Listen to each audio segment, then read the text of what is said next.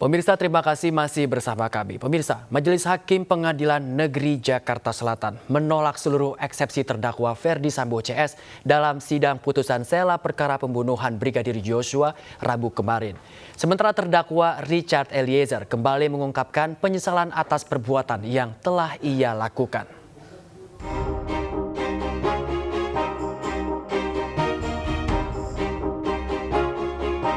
Nota pembelaan terdakwa perkara pembunuhan Brigadir Yosua, Ferdy Sambo, seluruhnya ditolak Majelis Hakim Pengadilan Negeri Jakarta Selatan.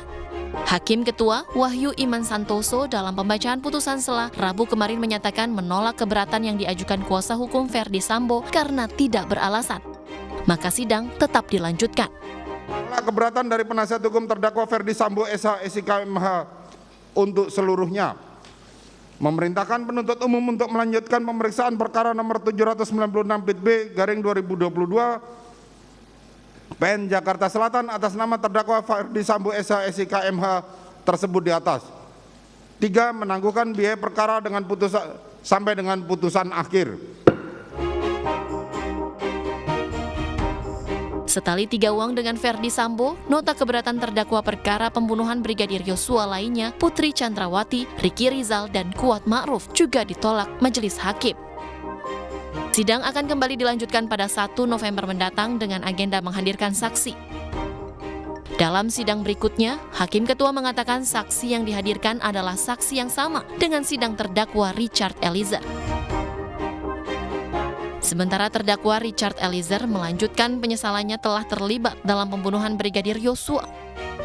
Richard Eliezer Pudihang Lumiu alias Baradae bersimpuh dan menangis di hadapan orang tua Brigadir Yosua yang dihadirkan sebagai saksi. Baradae menegaskan tidak percaya dengan skenario yang dibangun Ferdy Sambo terkait pelecehan seksual yang dilakukan Brigadir Yosua ke Putri Chandrawati. Dia juga meyakini Yosua tidak melakukan pelecehan itu, bahkan siap membela almarhum Brigadir Yosua untuk terakhir kalinya. Ingin menyampaikan, saya akan berkata jujur, saya akan membela untuk terakhir kalinya, akan membela abang saya, Bang Yos, untuk terakhir kalinya. Karena untuk saya pribadi, saya tidak mempercayai bahwa Bang Yos setega itu melakukan pelecehan. Saya tidak meyakini Bang Yos telah melakukan pelecehan. Hanya itu saja yang bisa saya sampaikan, namun saya ingin mengatakan bahwa saya siap untuk apapun yang akan terjadi dan apapun putusan untuk diri saya. Terima kasih. Kedua orang tua Yosua yang telah kehilangan anaknya meminta Baradae jujur dalam persidangan, terutama adanya dugaan pelecehan seksual terhadap Putri Chandrawati sehingga kasus ini menjadi terang benderang. Tim Liputan iNews melaporkan. Sejumlah fakta kembali terungkap dalam sidang pemeriksaan saksi kasus pembunuhan Brigadir Yosua dengan terdakwa Richard Eliezer Selasa lalu. Mulai dari dugaan Putri Chandrawati ikut menembak Yosua hingga Baradae yang mengatakan Yosua tidak melakukan pelecehan terhadap Putri Chandrawati.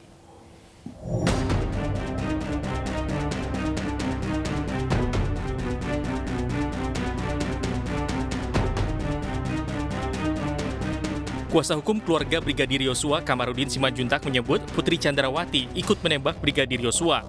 Informasi ini ia dapatkan dari hasil investigasi pribadi. Hal ini disampaikan Kamarudin saat bersaksi di sidang kasus pembunuhan berencana Brigadir Yosua dengan terdakwa Barada Eliezer Selasa lalu. Namun kuasa hukum Eliezer menegaskan hanya Ferdy Sambo dan Eliezer yang menembak Yosua. Mengenai 3 penembak yang disampaikan, itu ada catatan juga dari kami bahwa klien kami menyampaikan bahwa yang menembak itu adalah Richard Eliezer dengan Ferdy Sambo. Ini kan permasalahannya adalah alat buktinya kan rusak, peluru-pelurunya rusak, karena kan kalau teman-teman lihat lagi yang diambil oleh tim sus itu sudah berapa kali rekonstruksi, tapi nanti kita buktikan di persidangan ya. Sementara itu Baradae menegaskan tidak percaya dengan skenario yang dibangun Ferdy Sambo terkait pelecehan seksual yang dilakukan Brigadir Yosua ke Putri Chandrawati. Dia juga meyakini Yosua tidak melakukan pelecehan itu, bahkan siap membela almarhum Brigadir Yosua untuk terakhir kalinya. Saya akan berkata jujur, saya akan membela untuk terakhir kalinya, akan membela abang saya, Bang Yos, untuk terakhir kalinya. Karena untuk saya pribadi, saya tidak mempercayai bahwa Bang Yos setega itu melakukan pelecehan. Saya tidak meyakini Bang Yos telah melakukan pelecehan. Hanya itu saja yang bisa saya sampaikan. Namun saya ingin mengatakan bahwa saya siap untuk apapun yang akan terjadi dan apapun putusan untuk diri saya. Terima kasih. Terkait pernyataan Barada Eliezer, kuasa hukum Putri Chandrawati Febri Diansyah mengatakan mereka mempunyai bukti adanya tindak kekerasan seksual di Magelang. Dalam konteks dugaan kekerasan seksual, kami sudah mempelajari berkas-berkas yang ada. Sampai saat ini kami sudah mengidentifikasi setidaknya ada 4 bukti adanya dugaan kekerasan seksual di Magelang. Jadi ini bukan soal percaya atau tidak percaya, bukan soal yakin atau tidak yakin, tapi apakah ada bukti atau tidak. Nah, kami mengidentifikasi ada 4 bukti. Sidang kasus pembunuhan berencana Brigadir Yosua dengan terdakwa Baradae akan dilanjutkan Senin pekan depan.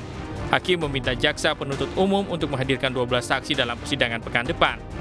Tim Liputan iNews melaporkan. Selain para terdakwa, ada yang menarik perhatian saat sidang perkara pembunuhan Brigadir Yosua. Warganet menyoroti tas berkesan mewah yang dipakai salah satu jaksa penuntut umum dalam sidang Verdi Sambo.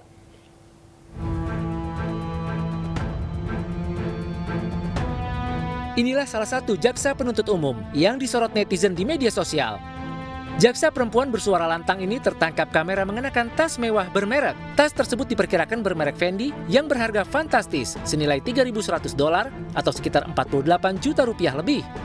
Dalam foto yang diunggah akun Twitter @okenex, tas mewah ini ditenteng sang jaksa saat beranjak dari kursi. Kejaksaan Agung pun buka suara. Kapus Penkum Kejaksaan Agung Ketut Sumedana mengatakan tas tersebut bukan asli alias KW. Bahkan Jampidum Kejaksaan Agung menyebut tas Fendi KW tersebut buatan Sidoarjo, Jawa Timur. Pasca pemanggilan Kapolri hingga jajaran Kapolres seluruh Indonesia oleh Presiden Joko Widodo di Istana Negara beberapa waktu lalu, sejumlah mantan Kapolri datangi Mabes Polri untuk memberikan masukan terhadap Kapolri Jenderal Polisi Listio Sigit Prabowo beserta jajaran pejabat tinggi Polri.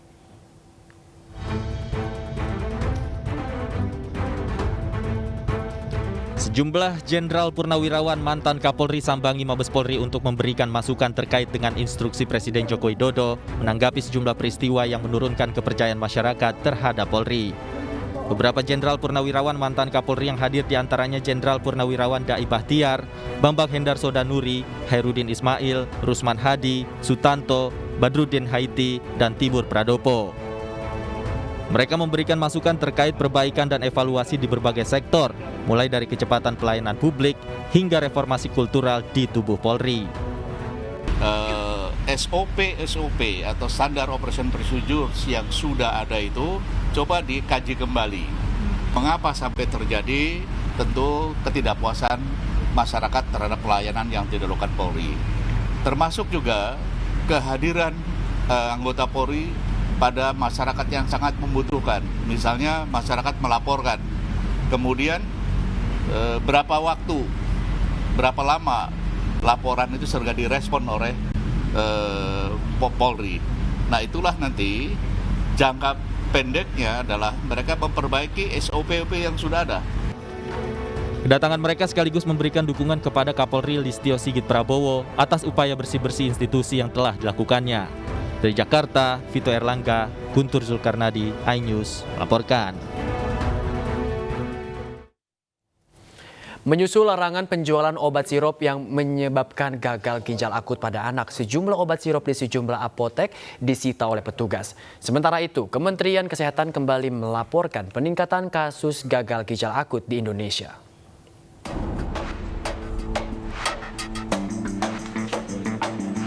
Polda Sumatera Utara menyita ribuan obat sirup dari sejumlah apotek dan pabrik di wilayah Sumatera Utara. Tim gabungan Polda Sumatera Utara, Bareskrim, dan Balai POM ini melarang peredaran obat sirup hingga hasil penelitian terhadap obat tersebut keluar. Tim gabungan juga melakukan razia ke pabrik obat dan memberikan garis polisi pada sejumlah apotek.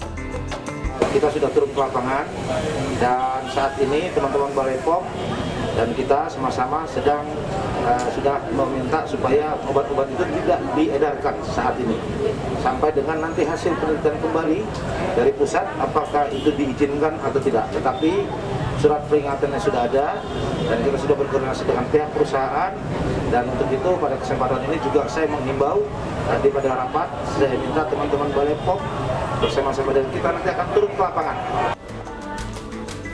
Razia terhadap obat sirup juga dilakukan di Prabu Muli, Sumatera Selatan.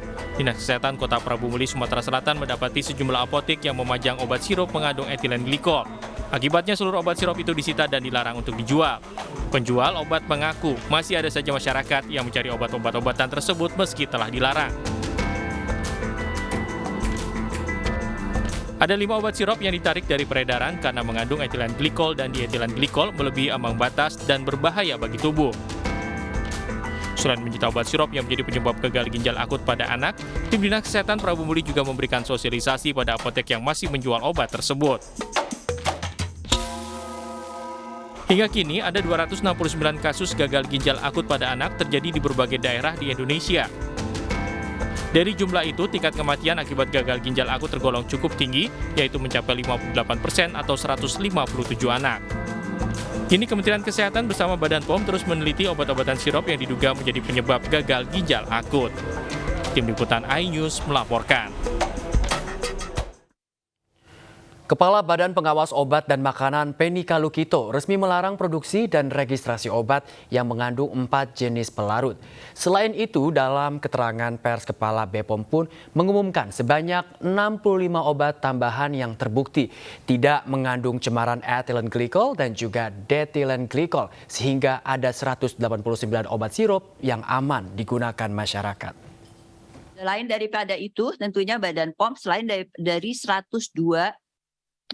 list obat yang dikeluarkan oleh Kementerian Kesehatan kan sudah di-screen ya, yang sudah aman karena tidak mengandung pelarut tersebut sudah diumumkan.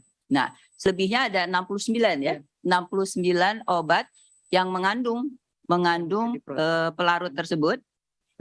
Tapi tentunya mesti diuji ya, walaupun mengandung pelarut, tentunya belum tentu dia mengandung cemaran EG/DEG. Nah, kalaupun mereka mengandung cemaran EG/DEG, ada batasan tolerable limit, yaitu persyaratan di mana kalau masih di bawah batasan tersebut berarti masih aman. Jadi berdasarkan expert dan berdasarkan standar-standar yang ada, expertise ya, dan juga berdasarkan standar-standar yang berlaku secara internasional, itu masih dikategorikan aman. Nah, tentunya proses pengujian ini terus kami lakukan dari 69 sudah, karena kan prosesnya tentunya membutuhkan waktu, sudah diuji ada 23 yang menggunakan pelarut tersebut tapi dapat dikatakan aman karena masih memenuhi ambang batas yang bisa ditolerir oleh tubuh kita. Ya, artinya masih aman. Ya, sanksi administrasi yang kami lakukan ya. Yang kami lakukan yaitu ya kalau sudah diketahui ya dari 5 produk tersebut, tapi satunya kan hanya batch ya, satu batch, jadi segera penarikan, penghentian distribusi, penarikan, dan pemusnahan. Dan itu dilakukan oleh industri di bawah pengawasannya kami tentunya Badan POM. Sudah dilakukan. Nah, selanjutnya adalah pidana ini, selain daripada itu juga kami dalami tentunya ya. Kalau misalnya ada hal-hal yang lebih berbahaya lagi, misalnya tadi konsentrasinya tinggi, bahan bakunya ternyata mereka melakukan satu kesalahan, CPOB-nya bisa kami hentikan. Ya, CPOB yang terkait dengan pembuatan produksi dari obat tersebut. Bisa ditarik CPOB-nya, izin edarnya dan CPOB-nya bisa kami tarik kembali. Itu yang dikaitkan dengan sanksi administrasi. Selebihnya dari itu, kalau dilihat ada efek, ada indikasi kesengajaan, ya kalau nyata konsentrasinya tinggi sekali, ya gimana kita tidak bisa berpikir, oh ini pasti ada efek, bukan lagi cemaran, tapi mereka betul-betul menggunakannya sebagai bahan baku. Ya itulah kami telusuri dan masuk ke dalam ranah deputi penindakan, ya untuk ditelusur, dan alhamdulillah kami sudah berkoordinasi, kami menyampaikan terima kasih Bareskrim, kepolisian merespon dengan baik, kami sudah membentuk tim gabungan. Sanksi pidana menanti bagi pihak yang dinilai bertanggung jawab atas kasus gagal ginjal akut yang menyebabkan ratusan anak meninggal dunia. Sementara itu, Badan POM mengaku tidak pernah melakukan pengujian terhadap kadar ethylene glycol dan juga diethylene glycol dalam obat-obatan.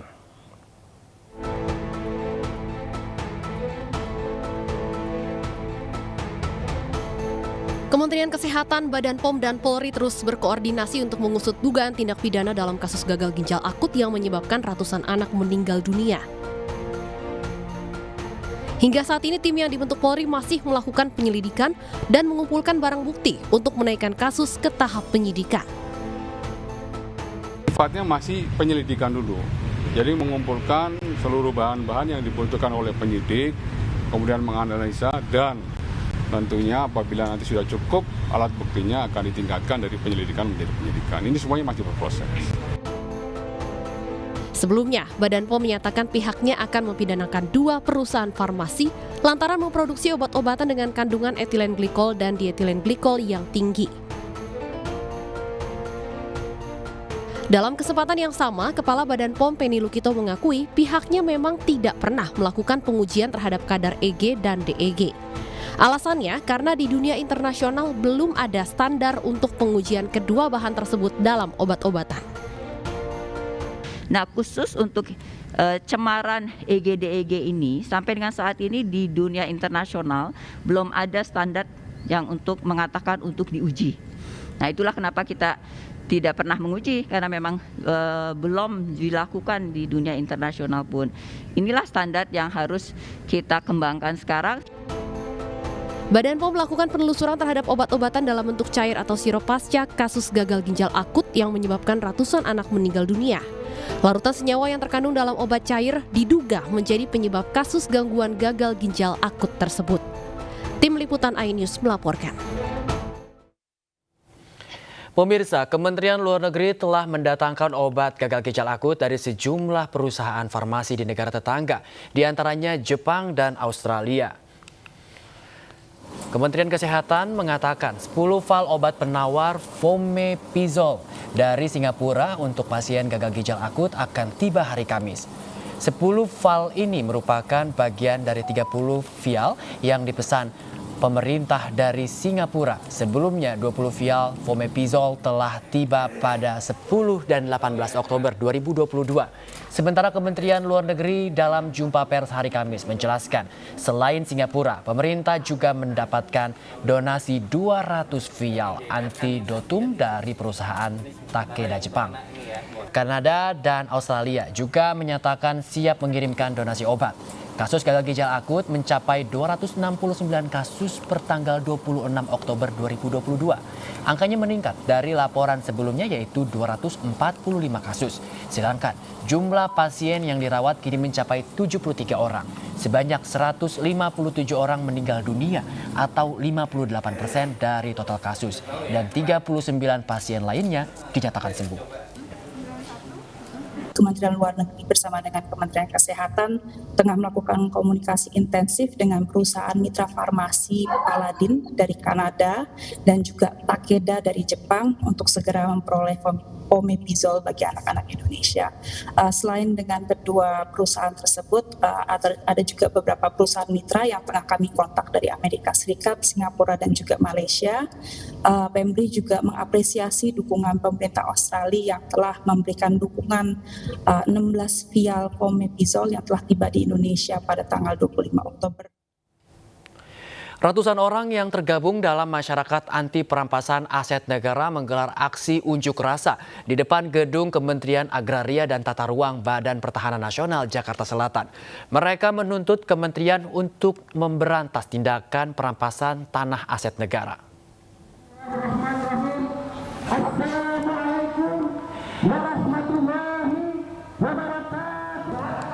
Pengunjuk rasa meminta kepada Kementerian ATR BPN untuk mengusut dugaan pelanggaran penerbitan hak guna bangunan kepada PT MSAM yang menyebabkan hilangnya hutan negara sekitar 8.000 hektar di Kabupaten Kota Baru, Kalimantan Selatan.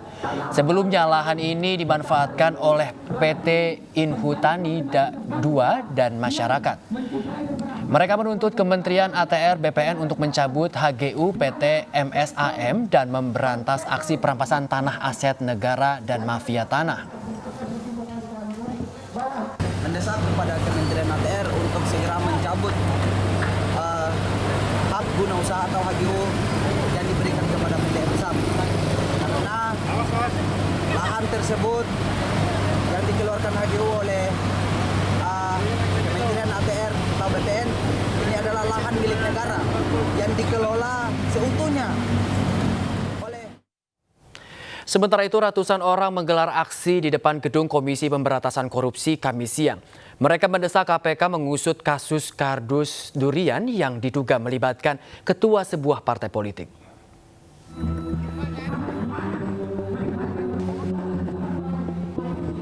Dengan berorasi dan menggelar spanduk, ratusan orang ini menggelar aksinya di depan gedung Komisi Pemberantasan Korupsi. Gerakan Pemuda Pemberantasan Korupsi ini meminta kepada KPK agar kasus kardus durian yang diduga melibatkan Muhaimin Iskandar yang kasusnya mandek hampir 11 tahun kembali dibuka. Pihak KPK untuk segera menuntaskan kasus durian kardus yang melibatkan saudara Muhaimin Iskandar, yang itu kasus itu sudah dari 2011 dari beberapa tahun yang lalu sampai sekarang belum diselesaikan oleh aparat penegak. Kasus durian merupakan kasus korupsi percepatan pembangunan infrastruktur daerah transmigrasi di Papua pada tahun 2011. Kasus ini melibatkan Kemenaker Trans yang saat itu dipimpin oleh Muhaimin Iskandar dan pihak swasta. KPK melakukan tangkap tangan pada 25 Agustus 2011 meringkus 2 anak buah Cak Imin. Dari Jakarta, Sofyan Firdaus, iNews melaporkan. Gerindra dalam waktu dekat akan mendeklarasikan calon wakil presiden untuk Prabowo Subianto menghadapi Pilpres 2024. Sekjen Partai Gerindra Ahmad Muzani mengatakan meski partai sedang konsolidasi internal, tapi nama calon pendamping Prabowo segera diumumkan. Nama akan ditentukan Prabowo bersama Ketua Umum PKB Muhaimin Iskandar yang sudah menjadi rekan koalisi sejak Agustus lalu. Ahmad Muzani menegaskan Gerindra tak terlalu risau dengan hasil berbeda sejumlah lembaga survei terkait tingkat keterpilihan Prabowo di Pilpres 2024. Survei bagi kami indikasi saja. Kami santai, tidak gusar, dan silahkan saja diungkapkan dengan berbagai macam survei. Kalau cawapres berpengaruh kira-kira? Cawapres sangat penting buat kami dan mudah-mudahan dalam waktu yang Relawan Wong Blambangan menggelar aksi dukungan terhadap AA Lanyala Mahmud Mataliti untuk maju pada Pilpres 2024 mendatang. Ratusan relawan yang didominasi oleh masyarakat nelayan di pesisir pantai Muncar Banyuwangi memandang Lanyala Mataliti layak sebagai sosok yang berani dalam memperjuangkan nasib nelayan di Indonesia. Ketua DPD RI ini dianggap sebagai sosok yang mampu untuk melanjutkan program-program Presiden Joko Widodo dan menuntaskan berbagai persoalan nelayan. Lanyala Mataliti selama menjabat Ketua DPD RI dikenal aktif berkeliling Indonesia, menyerap langsung aspirasi masyarakat daerah termasuk masyarakat nelayan. Kita selaku nelayan dan petani untuk mendukung Bapak Lanyala sebagai calon presiden 2024. Pertimbangannya apa Pak mendukung Pak Lanyala? Karena Pak Lanyala tegas, tidak pernah ragu. Sementara itu Sandiaga Uno menjadi pilihan capres di Musro Riau. Hasil Musro Riau baru saja diumumkan oleh gabungan relawan Jokowi. Menteri Pariwisata dan Ekonomi Kreatif Sandiaga Uno sebagai calon presiden pilihan masyarakat Riau versi Musro. Dari 2.656 peserta yang hadir, 624 atau 23,48% diantaranya memilih Sandiaga melalui sistem e-vote yang disediakan. Sementara untuk calon wakil presiden, nama Sandiaga Uno juga menempati posisi teratas dengan perolehan 629 suara atau 23,68%. Persahabatan sangat cukup dekat dengan Dubai, Pekanbaru. Lahir di sana ya? Dan lahir ahlinya di situ. Ahli-ahlinya kan sama Budi Ari. Ini agak sok tahu atau beneran. Itu beneran nggak bro? Kayaknya iya. Karena kan udah potong rambut dari dia. Sandiaga Uno posisi nomor 1. Pemirsa, Ketua Harian Nasional DPP Partai Perindo, Tuan Guru Bajang Muhammad Zainul Majdi, mengunjungi Pondok Pesantren Darul Ulum di Kecamatan Petorogan, Kabupaten Jombang, Jawa Timur. Kedatangan TGB untuk berziarah ke makam ulama besar Kiai Haji Dimyati Romli, pendiri pesantren Darul Ulum.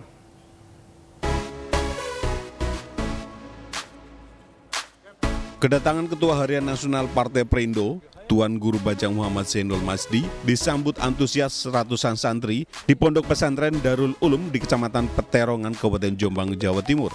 TGB bersama pengurus Pondok Pesantren Darul Ulum langsung berziarah dan berdoa di depan makam ulama besar Kiai Haji Dimyati Romli. Berziarah yang mendatangi Kiai Dr. Kiai Haji Afifuddin Dimyati. Beliau ini seorang ulama lulusan Al-Azhar, putra Indonesia yang telah mampu melahirkan karya-karya dalam bahasa Arab yang sangat fasih. Bersyukur atas kunjungan beliau karena beliau adalah seorang ulama yang kami kagumi. Tentu saya berharap kunjungan beliau menjadi motivasi bagi para santri untuk terus berkembang, meningkatkan kemampuan dirinya, ya setidaknya bisa meniru bagaimana kiprah beliau. Dalam kesempatan ini, TGB juga memberikan motivasi kepada para santri agar memiliki visi keislaman yang kuat dan kebangsaan yang kokoh. Karakter pendidikan tersebut dibutuhkan para santri dalam menjaga kerukunan serta ikut berperan dalam membangun bangsa. Dari Jombang, Jawa Timur, Mukhtar Bagus, iNews melaporkan. Memberikan pelayanan kesehatan masyarakat menjadi visi misi Korps Dokes Polri Polda Jatim dengan menjalankan inisiatif pelayanan kesehatan unggul dalam program Bayangkara Prioritas. Program ini membuat BIT Dokes Polda Jatim meraih Indonesia Award 2022. Kombes Pol Erwin Zainul Hakim, Kepala Bidang Dokes Polda Jawa Timur atau yang mewakili untuk menerima apresiasi Bidokes Polda Jawa Timur sebagai Excellent Health Services Initiative in Bayangkara Prioritas Program. Korps Kesehatan Polri Polda Jatim meraih penghargaan Excellent Health Service Initiative in Bayangkara Prioritas Program dalam Indonesia Awards 2022 di Jakarta Concert Hall. Penghargaan ini sebagai apresiasi pada instansi pemerintah yang berhasil melayani warga Indonesia, khususnya masyarakat Jawa Timur dengan program yang diterapkan. Program Bayangkara Prioritas adalah program unggulan Bidokes Polda Jawa Timur, didukung oleh 10 rumah sakit Bayangkara yang ada di sana, berusaha memberikan yang terbaik kepada masyarakat yang membutuhkan, memberikan segala fasilitas yang ada agar bisa membantu masyarakat saat membutuhkan bantuan kesehatan. Erwin juga mengucapkan terima kasih kepada Kapolri yang telah memberikan arahan dan bimbingan dalam program ini. Dari Jakarta, Rizky Ihwal Raga Firdaus, iNews melaporkan. Koperasi Simpan Pinjam Obormas berhasil meraih penghargaan di ajang Indonesia Award 2022 untuk kategori Synergetic Stakeholder Partnership dengan penghargaan sebagai Excellent Modern Cooperative Management.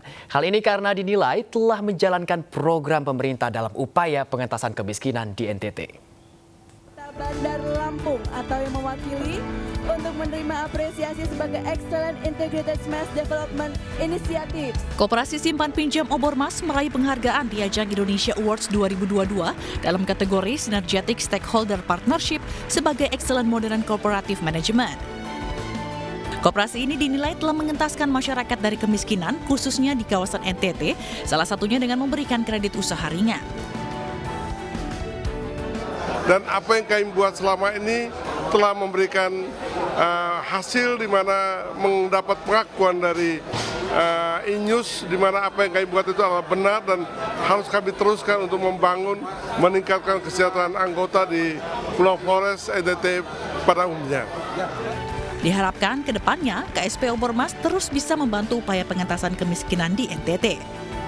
Dari Jakarta, Stephen Patimana, Oki Mahendra, iNews melaporkan. Kabupaten Toba atau yang mewakili. Komisi Pemilihan Umum melakukan verifikasi faktual Dewan Pimpinan Daerah Partai Perindo di Kota Surakarta. Dari verifikasi ini, DPD Partai Perindo Kota Surakarta dinyatakan sudah memenuhi persyaratan sebagai peserta pemilu sesuai sistem informasi partai politik. Selain DPD Partai Perindo Kota Surakarta, verifikasi faktual juga dilakukan di DPD Partai Perindo Buleleng, DPD Partai Perindo Badung, serta DPD Partai Perindo Pasangkayu.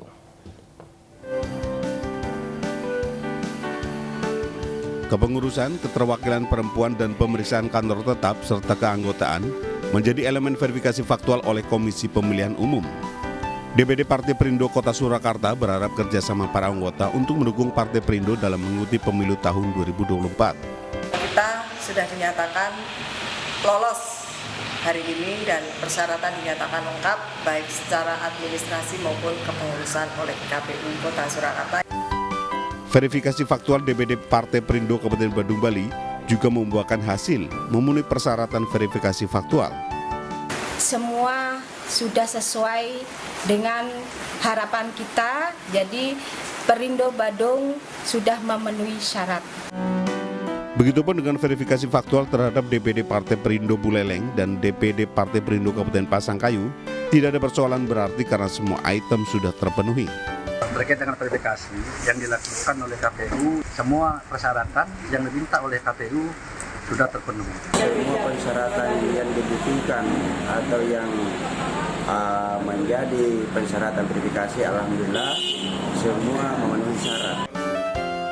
Dengan terlampauinya tahapan verifikasi faktual ini, semoga menjadi motivasi jajaran pengurus Perindo untuk terus melakukan pembenahan internal dalam menyongsong kemenangan di pemilu serentak 2024 mendatang.